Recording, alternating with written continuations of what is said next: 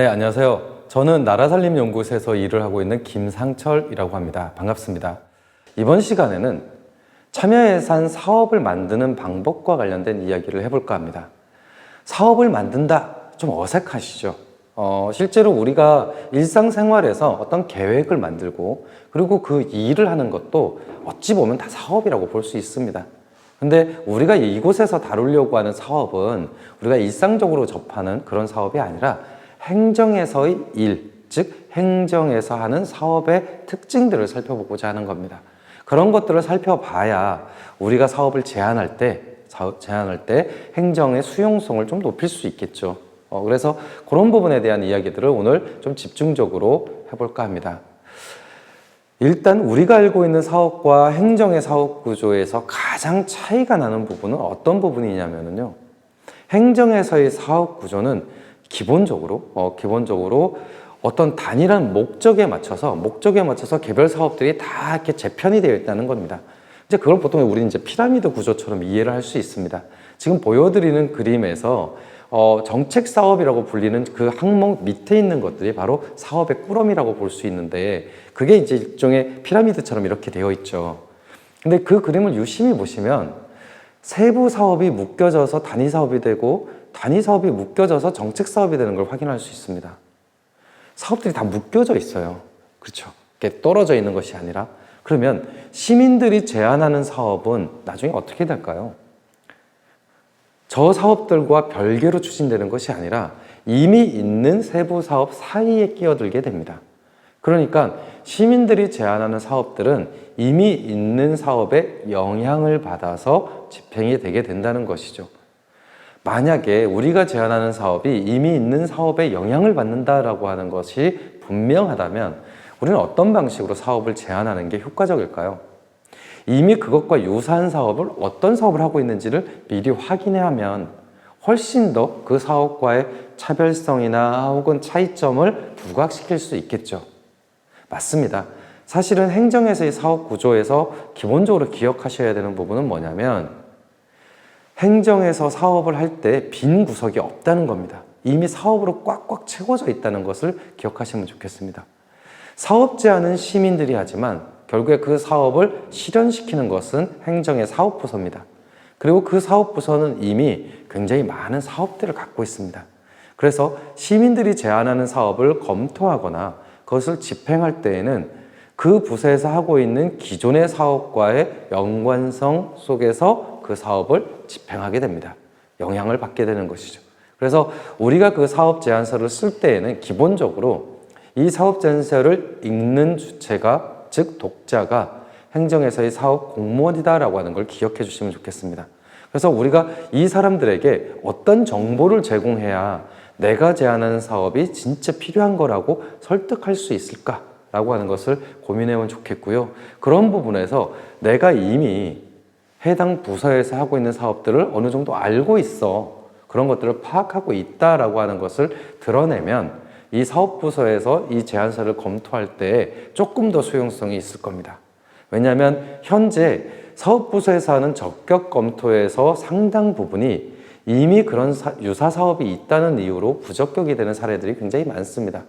그러니까 여러분들이 내는 사업을 여러분들이 파악할 때는 그 비싼 사업이 있다는 거 알고 있어요. 근데 그게 별로 효과가 없기 때문에 사업 제안을 한 거예요. 이런 마음으로 썼다고 하더라도 사업부서 공무원 입장에서는 이거는 제안하는 주민이 모르고 썼네. 이렇게 생각할 가능성이 매우 크다는 것이죠.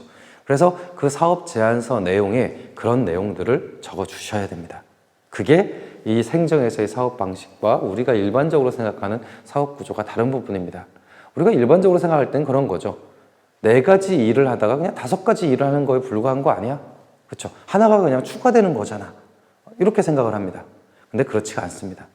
행정은 다 연결되어 있는 사실상은 하나의 사업을 하고 있는 겁니다. 그 안에 사업이 들어가는 것이기 때문에 행정 입장에서는 새로운 사업, 잘 수용되지 않는 사업들을 거부하려고 하는 속성이 있을 수밖에 없다. 이걸 기억해 주시면 좋겠습니다. 그래서 실제로 이 사업이 행정에 반영되는 과정을 이렇게 보면은 굉장히 좀 흥미로운 부분이 있어요. 어떤 거냐면요. 나중에 이제 그 사업이 예산에 반영이 될 때에는 예산서라고 하는 자료에 들어가게 됩니다. 우린 찾게 되는 거죠. 사업명으로 찾게 됩니다. 보통은 내가 제안한 사업이 예산서상에 저 앞부분에 있는 사업명으로 있을 것 같아서 그걸 막 찾게 됩니다. 그런데 어떤 경우에는요, 그 사업명으로 없이 그 밑에 세부 상세 내역으로 참여예산 사업이 들어가는 경우도 있습니다. 이를테면 이런 거죠. 도시공원을 개선하는 사업은 이미 행정이 굉장히 많은 사업을 하고 있어요. 그래서 도시공원 개선 사업이라고 하는 사업명 밑에 땡땡동 도시공원 개선, 땡땡동 도시공원 개선 이런 것들이 세부, 그러니까 그 상세 내역으로 들어가 있는 경우가 있습니다. 그리고 지금 여러분들이 화면으로 보시는 것을 보면 하나의 사업이 그 위에 단위 사업이 있고 그 위에 정책 사업으로 해서 이 정책 사업 밑에 세부 사업, 단위 사업이 이렇게 포함이 되어 있는 걸 보실 수 있죠. 마치 큰 주머니에 작은 주머니가 들어가고 또 그 작은 주머니가 또 더 작은 주머니를 갖고 있는 것과 같은 그런 모양으로 되어 있습니다. 그리고 지금 보여드리는 예시 사례처럼 버스와 관련된 사업인데도 환경부서에 편제되어 있는 걸 볼 수 있습니다. 우리가 직관적으로 볼 때에는 교통수단과 관련된 거는 교통부서에서 해야 되는 거 아니야? 라고 생각하기 쉬운데 그 사업을 어떻게 실행하느냐에 따라서 버스에 하는 사업도 환경부서에서 할 수 있습니다. 그러니까 그런 것들을 알려면 실제 내가 관심 있는 사업을 수행하는 사업부서가 어떤 사업들을 하는지를 파악하고 있어야 합니다. 그렇게 해야 적절한 사업부서에 내가 제안한 사업이 갈 수 있는 거죠. 그래서 두 번째 팁은 뭐냐면 내가 제안한 사업이 어느 부서에서 하는 게 가장 좋을까라고 하는 걸 미리 생각해 보시면 좋습니다. 그러니까 내가 이거는 뭐 보도블록 사업이지만 이거는 보도블록이 핵심이 아니라 여기에 뭐 이쁘게 뭔가를 꾸미고 화단을 가꾸는 것이 핵심이다라고 하면 그거는 보도블록을 조성하는 부서에서 할 것이 아닙니다. 그건 다른 부서에서 하는 게 맞죠. 뭐 환경이나 이런 것들을 혹은 조경과 관련된 부서에서 하는 게 훨씬 더 나을 수도 있습니다. 이를테면 미세먼지 마스크를 제공하는 사업이라 하더라도 이게 미세먼지이기 때문에 환경부서라고 생각할 수도 있지만 그 마스크를 전달해야 되는 대상이 영유아라면 영유아들이 모이는 보육시설 사업을 하고 있는 부서에서 마스크를 전달하는 것이 훨씬 더 효과적일 수 있습니다. 그러면 그거는 미세먼지 마스크의 핵심이 있는 것이 아니라 영유아에게 마스크를 준다라고 했을 때 영유아에 초점이 맞추게 되는 것이죠. 이런 것처럼 어떤 사업을 하더라도 우리가 일반적으로 생각하는 그 사업의 분류 기준하고 행정에서 실제 이것을 실행하는 과정에서의 분류 체계가 좀 다를 수 있습니다. 그리고 이런 것들을 확인하게 되면 오히려 사업부서의 그 수용성을 높일 수 있고 특히 제가 이 부분을 강조드리는 이유는요. 그 사업을 제안을 하면 그것을 참여 예산을 총괄하는 부서에서 사업 부서별로 쪼개서 적격 검토를 의뢰하게 됩니다. 그 총괄 부서 입장에서는 이거는 환경부서네, 이것은 복지부서네 이런 식으로 사업명의 내용을 보고 그걸 분류하는 게 일반적이거든요. 그러면 여러분들이 나는 이거는 환경사업이 아니라 사실은 다른 사업인데 뭐 청년사업인데 청소년사업인데 생각하더라도 그게 사업 제안서 내에서 명시가 되어 있지 않으면 환경부서로 가게 될 거고요. 환경부서 입장에서는 그렇게 얘기할 겁니다. 이게 특정한 계층에게만 이 사업을 할 수 없는데요. 부적격 이렇게 나올 거죠. 그럼 여러분들은 그런 거죠. 이거는 환경부서 사업이 아니라 사실은 청년이나 청소년 부서 사업인데 이걸 왜 다른 부서에서 검토해서 부적격을 했어요? 이런 불만을 갖게 될 겁니다. 그래서 그런 것들을 방지하기 위해서라도 현재 도봉구의 그 조직 구조가 어떻게 되고 그 조직 구조마다 어떤 사업들을 하는지를 한 번쯤 살펴보시는 것이 좋습니다. 그리고 내가 제안하는 사업을 어떤 부서의 손과 발을 빌어서 실행하게 되는 것이 좋을지 이런 것들을 미리 한번 생각해 보시면 이 사업 제안서를 쓸 때 좀 구체성을 확보할 수 있을 것이다 이렇게 생각을 합니다. 그리고 이 사업을 제안할 때 아까 제가 적격 검토라고 하는 이야기를 드렸습니다. 재밌는 것은 여기에 적격 검토라고 하는 단어입니다. 좋은 사업과 나쁜 사업을 결정하는 과정이 아니라 격이 맞는 사업과 격이 맞지 않는 사업을 결정하는 겁니다. 이를테면 우리는 굉장히 어떤 자리에서는 특별한 복장을 입을 것을 요구를 할 때가 있죠. 근데 그거는 그 사람이 좋은 사람이냐 나쁜 사람이냐를 구분하는 것이 아니라 그 자리에 맞는 옷을 입었느냐 안 입었느냐로 결정하는 것이잖아요. 마찬가지입니다. 사업부서에서의 적격 검토라고 하는 것은 그 사업이 필요하냐 아니냐, 그 사업이 중요하냐 중요하지 않냐, 좋은 사업이냐 나쁜 사업이냐는 같이 판단을 하는 것이 아니라 이게 참여 예산으로 할 수 있는 사업이냐 아니냐를 결정할 뿐입니다. 거기에 따라서 지금 도봉구에서 미리 제시하고 있는 기준은 크게 3가지 정도가 있습니다. 공연, 축제 등 행사성 사업의 경우에는 기본적으로 적격 검토에 있어서 부적격이 될 가능성이 매우 큽니다. 왜냐하면 이와 같은 사업은 너무 많기 때문에 정책적으로 이런 사업들을 좀 줄이려고 하는 의도가 있습니다. 특정 단체의 지원을 목적으로 하는 건 역시도 특혜성 시비가 생길 수 있죠. 그래서 그건 역시도 안 됩니다. 그리고 도봉구청에서 의지가 있으나 할 수 없는 사업들이 있을 수도 있습니다. 대표적인 게 뭐냐면요, 도로를 색칠하는 겁니다. 횡단보도를 바꾸거나 뭐 시인성을 높이기 위해서 무슨 다른 색깔로 색깔을 칠하거나 아니면 신호체계를 바꾸거나 이런 도로와 관련된 거는요, 구청에서 아무리 의지가 있어도 할 수가 없어요. 왜냐하면 그 도로와 관련된 1차적인 소관청은 경찰 쪽이기 때문에 그렇습니다. 그래서 보통은 이런 것처럼 우리 동네에 있지만 도봉구 차원에서 손을 댈 수 없는 일들도 존재할 수 있습니다. 뭐 예로 들면 도로도 그렇죠. 학교 안도 그렇습니다. 그리고 동네에 있는 뭐 국립공원이나 내지는 시공원들, 서울시가 관리하는 시설들 이런 것들도 구청 차원에서는 사업을 하기가 힘듭니다. 그래서 이제 이런 사업들은 적격 검토 과정에서 배제가 될 수밖에 없다는 것이고요. 그럼 그건 어쩔 수 없는 거냐? 그렇지는 않습니다. 여러분들이 어떤 목적을 시행하기 위해서 사업이라고 하는 것을 만들 때 그 사업은 그냥 수단에 불과합니다. 그 나무에 못을 박는 거죠. 망치가 있으면 제일 좋습니다. 근데 망치가 없다고 못을 못 박나요? 그렇죠? 근처에 튼튼한 돌멩이라도 있으면 우리는 그 못을 이쁘게는 아니어도 그걸 박을 수 있습니다. 마찬가지로 어떤 특정한 사업 방식이 최적이긴 하나 이런저런 기준에 의해서 못하게 되면 좀 차선의 방법을 선택해서 이 목적을 달성할 수 있도록 사업을 재구조할 수도 있는 거죠. 그래서 저 부적격 기준이라고 하는 것을 뭐 절대적인 기준으로 생각하지 마시고요. 한번 고민해서 저를 회피하면 된다. 일종의 하나의 장애물, 이 정도로 생각을 해주시는 것이 제일 좋은 방식이겠다. 이렇게 생각을 합니다. 그래서 사업 제안서를 작성할 때에는 기본적으로 위에서부터 아래로 작성하는 게 아닙니다. 우리는 이제 보통 습관적으로 위에서부터 이름부터 적고 이렇게 작성하는 게 굉장히 익숙하다 보니까 그런데요. 그렇게 작성하지 마시고 필요성이나 효과라고 하는 부분부터 작성을 하십시오. 그 필요성이나 효과를 작성하실 때 가장 구체적으로 들어가야 되는 게 뭐냐면 어떤 문제가 있고 이 사업을 하면 그 문제가 어떻게 해결될 거다 라고 하는 내용을 구체적으로 써주시면 됩니다. 근데 이걸 못 쓰잖아요? 그러면 문제가 불투명한 겁니다. 문제의 정의가 잘 안 된 사업은요, 사업의 성과를 나중에 판단할 수가 없습니다. 그러니까 이 사업을 해서 뭐가 달라졌는지를 알 수가 없습니다. 그래서 이 사업을 할 경우에 어떤 문제가 해결될 수 있어 라고 하는 것이 구체적으로 떠오를 때까지 그 필요성이라고 하는 부분에 주목해서 계속 내용을 써주시면 좋겠습니다. 그렇게 한 다음에 그 문제를 해결하기 위한 수단으로서 사업 방식을 제안하게 되는 겁니다. 그리고 이것들을 만들 때는 검색을 해보시면 돼요. 여러분들이 문제라고 생각하는 것에 대해서 검색을 해보시면요, 진짜 많은 사례들이 있습니다.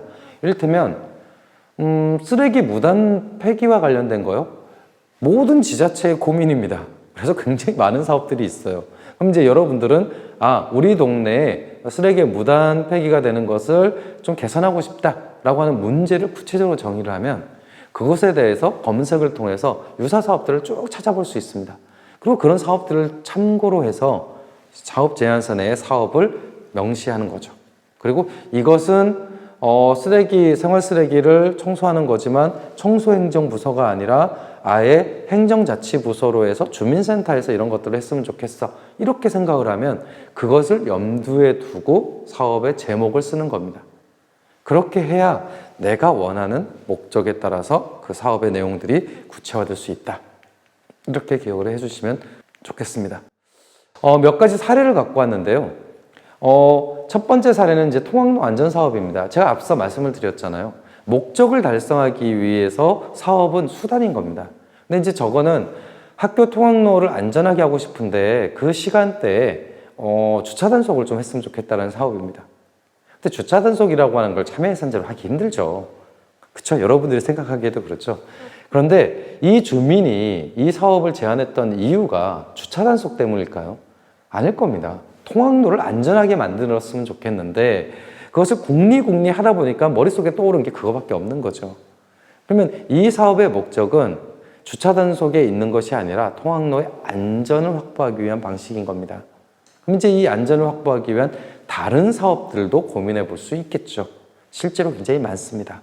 여러분들이 한번 시간이 되시면 각종 포털 창에 통학로 안전 사업 이런 방식으로 검색을 한번 해보십시오. 굉장히 많은 사업들이 있을 겁니다. 그리고 두 번째, 어두운 골목길 밝히기 사업의 경우에는 굉장히 다양한 사업들을 하나의 사업으로 묶어놓는 것과 관련된 사례입니다. 저 사업은 되게 단순한 사업이에요. 밤길이 어두운 겁니다. 어둡기 때문에 거기에 가로등을 설치해달라는 사업인데 거기에 이 가로등만 설치해달라고 하는 사업을 하면 너무 작은 사업처럼 보이는 거죠. 그래서 거기에 마을 관광이라는 걸 넣은 겁니다. 그러면 저 사업은 어느 부서에서 검토를 하게 될까요? 가로등을 관리하는 부서에서 검토하게 될까요? 아니면 관광사업을 하는 부서에서 검토하게 될까요?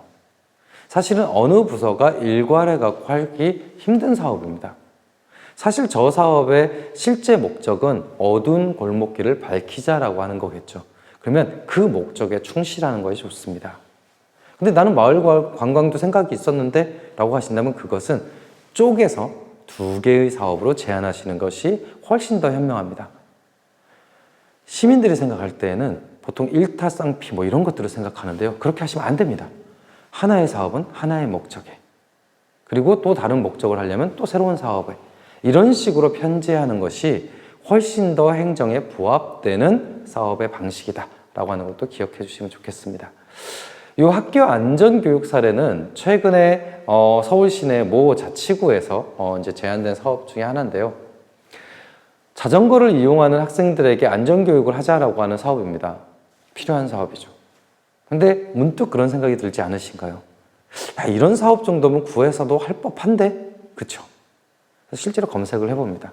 그러면 해당 구에서는 이미 조례가 있고 그 조례를 통해서 안전교육과 관련된 체험교육장도 만들고 거기에 대한 프로그램도 있는 것을 확인할 수 있습니다. 그러면 이 사업을 진행하는 사업 담당자 입장에서는 뭐가 궁금할까요? 이 사업을 제안하는 여러분이 이 사업을 몰라서 제안한 걸까? 아니면 알면서도 어떤 게 문제가 있기 때문에 제안한 걸까? 이게 되게 궁금할 겁니다. 그리고 그런 정보가 주어지지 않으면 저는 이렇게 답변을 하게 될 겁니다. 이미 하고 있어요 라고 답을 하게 될 겁니다. 근데 그것을 만약에 여러분들이 이미 알고 있는 상태에서 저 사업을 제안한 거라면 되게 억울하겠죠.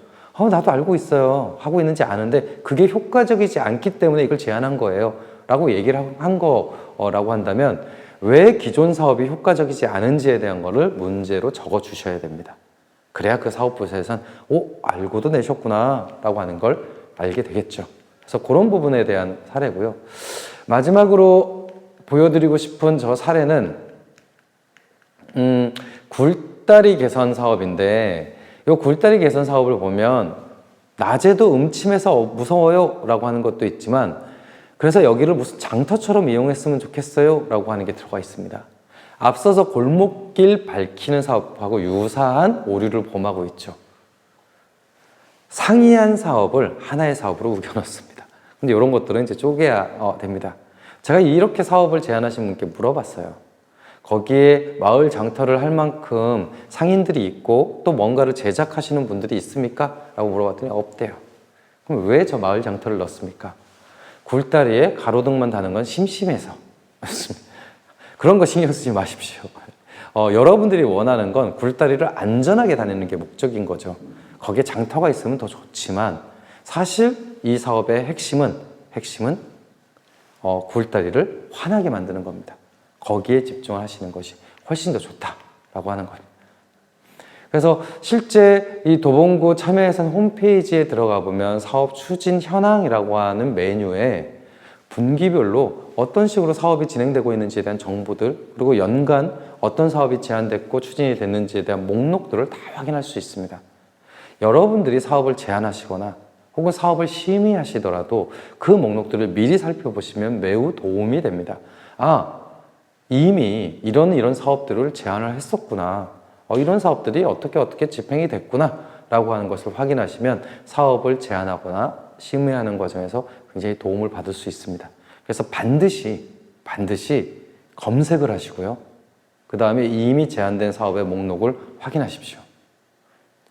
정말 많은 그 워크숍을 하면서 제가 깨닫게 된 거는요.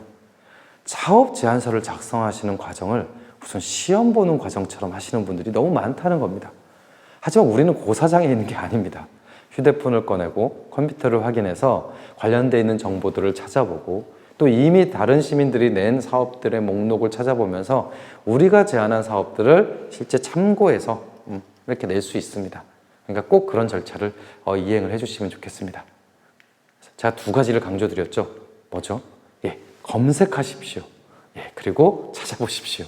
기존에 어떤 사업들이 있는지를 반드시 한번 찾아보셔야 됩니다. 그래서 이 사업들을 만드는 과정에서는 기본적으로 이런 절차들을 겪게 됩니다. 어떤 방식으로 제안 사업을 분류할 거냐. 그러니까 이건 이제 참여예산 기구들이 그런 판단을 하게 되죠. 어떤 사업에 우선순위를 둘 거냐라고 하는 걸 합니다. 실제로 지방자치단체에 따라서는 지역 균형 요소를 반영해서 읍 단위보단 면 단위 사업에 가점을 주는 방식으로 우선순위를 만들기도 합니다. 사실 이런 것들은 여러분들이 하기에 달려 있습니다. 실제로 참여예산위원회의 위원이시라면 어떤 방식으로 이 사업의 우선순위를 매길지에 대한 것들을 사실은 그 위원회 내에서 토론하고 그것을 합의해낼 수 있습니다. 그리고 두 번째로는 그것에 대한 이제 심의 방법을 만들어내는 것이죠. 이를테면 제안자 설명을 들을 것인가 말 것인가, 현장 방문을 어떤 방식으로 하게 될 것인가, 부서에서 한 적격 검토의 내용들을 어떻게 토론하고 변경할 것인가, 이런 것들 역시도 열려있는 과정이라고 할 수 있습니다. 물론 현재 운영계획상으로 방침이 만들어지겠지만 그 운영계획은 매년 바뀌게 되어 있습니다. 그래서 여러분들이 제공하는 피드백에 따라서 내년도의 운영계획은 또 바뀔 수 있으니까 그런 것들을 적극적으로 의견을 내주시면 좋겠습니다. 그리고 그렇게 해서 나온 결과들은 공개되게 돼 있습니다. 앞서서 제가 도봉구 참여예산 홈페이지 말씀드렸죠. 거기 들어가시면 실제로 참여하는 과정들과 그다음 결정 내용들이 다 공개되어 있는 것을 볼 수 있습니다. 그래서 여러분들이 하시는 참여예산 과정은 반드시 공개되게 되어 있다 라고 하는 것도 꼭 기억을 해주시면 좋겠고요. 그래서 어느 부분까지 공개하는 것이 좋을지, 더 많이 공개할 때 어떤 것들이 포함되면 좋을지도 한번 같이 고민을 해주시면 좋겠습니다. 그것이 이제 이 사업 심사 과정에서 중요한 부분이라고 하겠습니다. 그래서 요약을 하면 사업 제안은 여러분이 합니다. 사업 집행은 누가 한다고요? 네, 행정부서가 합니다. 그래서 우리가 내는 사업 제안서를 갖고 설득해야 되는 대상은 우리가 제안한 사업을 집행해줄 사업부서의 공무원분들입니다. 그러니까 우리의 독자가 그러하다면 그 독자에 맞춤하는 방식으로 사업 제안서를 쓰는 것이 수용성을 좀 더 높일 수 있는 방법이겠죠. 그렇게 보면 적격 검토라고 하는 것은 좋은 사업, 나쁜 사업의 기준이 아니라 그것을 사업부서가 잘 이해했느냐 못했느냐의 판단일 수 있습니다. 그럼 여러분들은 그 사업부서를 좀 더 잘 설득하고 이해를 시키기 위해서 그 정보들을 담아줄 필요가 있는 거죠. 그리고 그 정보들을 담을 때 가장 중요한 것은 사례를 찾아보는 겁니다. 그래서 검색하셔라 라고 하는 얘기들을 계속 강조를 드렸습니다. 그리고 이런 사업을 만드는 과정은 혼자 하는 과정, 그리고 다른 것들을 다 치우고 하는 과정이 아니라 주변에 있는 분들과 협력하는 과정입니다. 내 이름으로 사업을 내더라도요, 주변에게 물어보십시오. 나 이런 사업 내려고 하는데 어때? 이게 잘 될까? 의견이 어때? 어떻게 보완하면 좋을까? 이런 것들을 물어서 수정을 하시면 좋겠습니다. 다시 강조드리지만 하늘 아래 새로운 사업이라는 것은 존재하지 않습니다. 왜냐하면 여러분들이 겪고 있는 문제는 살고 있는 곳이 다를 뿐인 다른 도시의 시민들이 또 마찬가지로 겪고 있는 문제일 가능성이 되게 크고, 그곳에 살고 있는 시민들은 이미 방법을 찾았을 수도 있습니다. 그러니까 그것들을 한번 찾아보십시오. 그 문제들이 다른 방식으로 해소하고 있는 사례들을 반드시 찾아보셨으면 좋겠습니다. 예, 이상으로 사업 제안과 관련된 내용을 담은 이번 시간을 마치도록 하겠습니다. 긴 시간 들어주셔서 감사합니다.